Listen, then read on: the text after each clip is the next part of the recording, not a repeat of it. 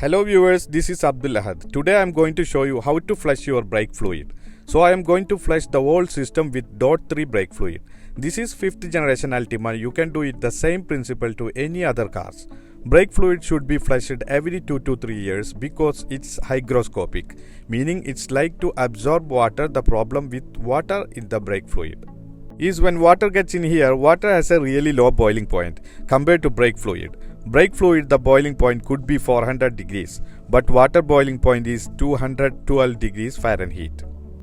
So it's not very high and the brakes get hot and they could easily exceed at 200 degrees Fahrenheit.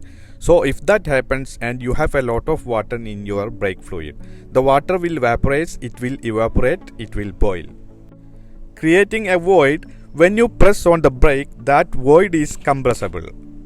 So it will feel like you don't have any brakes, which is bad. Not only will it feel like you don't have any brakes, you won't have any brakes. So let's get started the video. Tools I used: 3x8 ratchet wrench, 21mm 3x8 socket, 21mm half-inch deep socket and 3x8 extension, 11mm spanner, normal spanner, and turkey injector or plastic meat injector syringe. Just assembled bleeder bottle. You can use any disposable bottle and do it like this. And then STP.3 heavy duty brake fluid and 3M brake cleaner and half-inch drive torque wrench. Also this brake tester. If showing green indicators, that's power on and no water detected. Green and yellow, it's less than 1%. A bleeder bottle can be made like this. Just need one disposable water bottle and 4mm water level clear hose. Just make 2 holes on the top of bottle cap. One for hose, use 4mm drilling bit and 2mm small hole for air.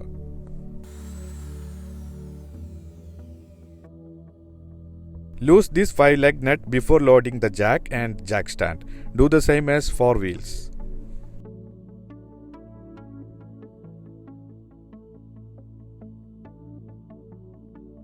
Only place the jack on the correct jack point and the jack stand as specified by the manufacturer.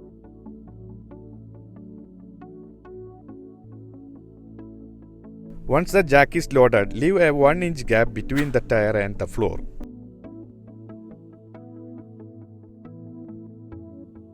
The 5th generation of Altima comes with .3 brake fluid. A sticker inside the car must have mentioned clearly which brake fluid to use for this car. Sometimes the sticker is next to the master cylinder or near the bonnet opening. Before opening the master cylinder cap, just clean it with the brake cleaner.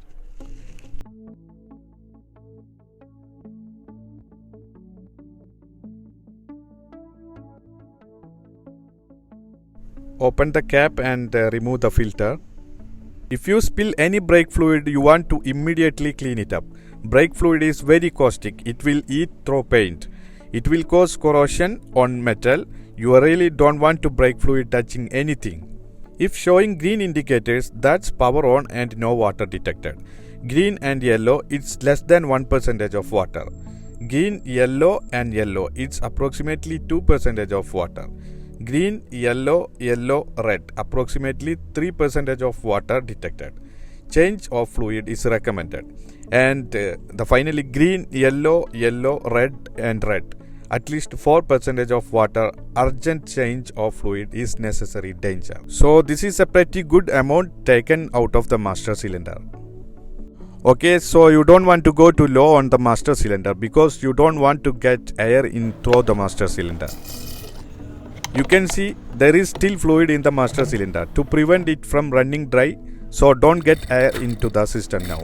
Fill the new brake fluid up to maximum level. So hopefully the new fluid stays near the top and the old fluid stays near the bottom.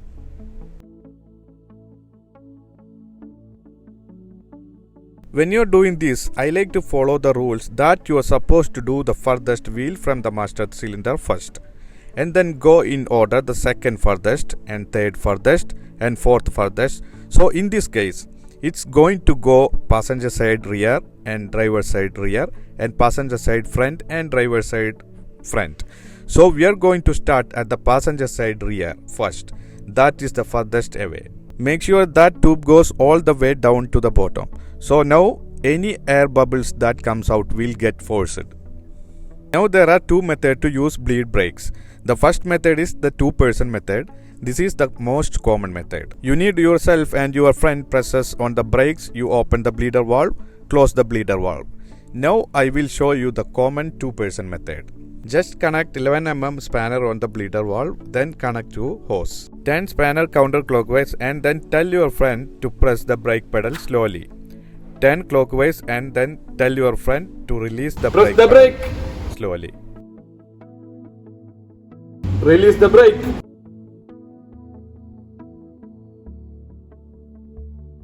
Press the brake. Release the brake. You should to see now that the old brake fluid is gone and the new brake fluid is clear. In the case of this car, the brake fluid was not much damaged and only had a water content of 1%. The brake fluid of this car was changed only for the purpose of taking video. Remove the hose from the bleeder valve and clean it with the brake cleaner and back to put the cap.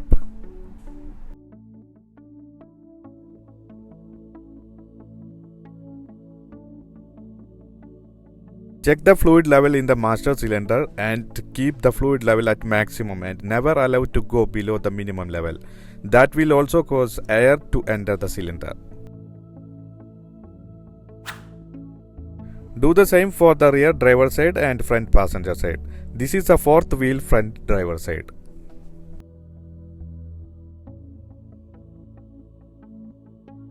Just connect 11 mm spanner on the bleeder valve, then connect to hose.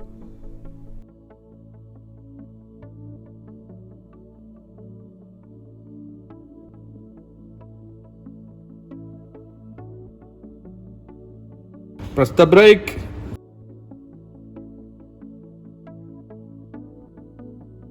Release the brake. Press the brake. Release the brake.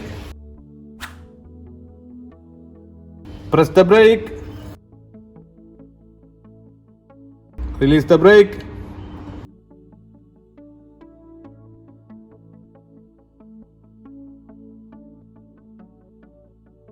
Remove the hose from the bleeder valve and clean it with the brake cleaner and back to put the cap.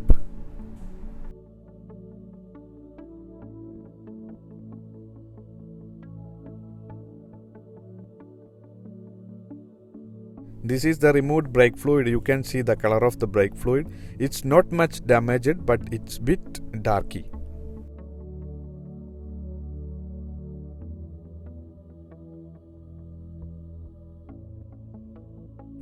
Clean the filter with the brake cleaner.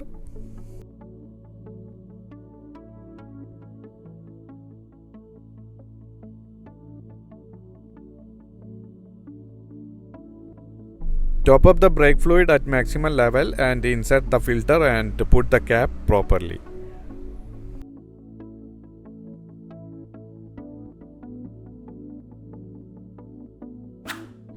Test again with the brake fluid tester. Now you can see the pure green color. There is no water content on the brake fluid.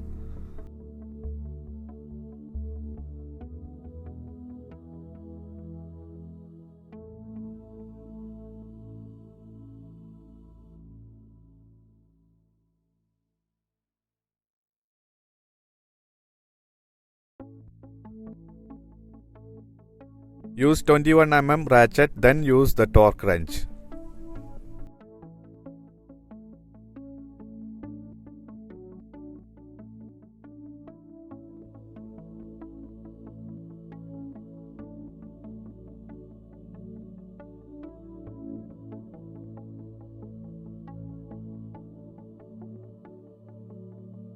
This torque specification is 83 foot-pound.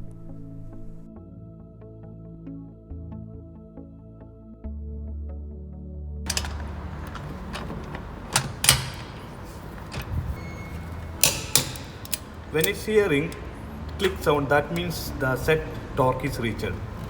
I hope this brake flashing video to useful for everyone. Goodbye until the next video.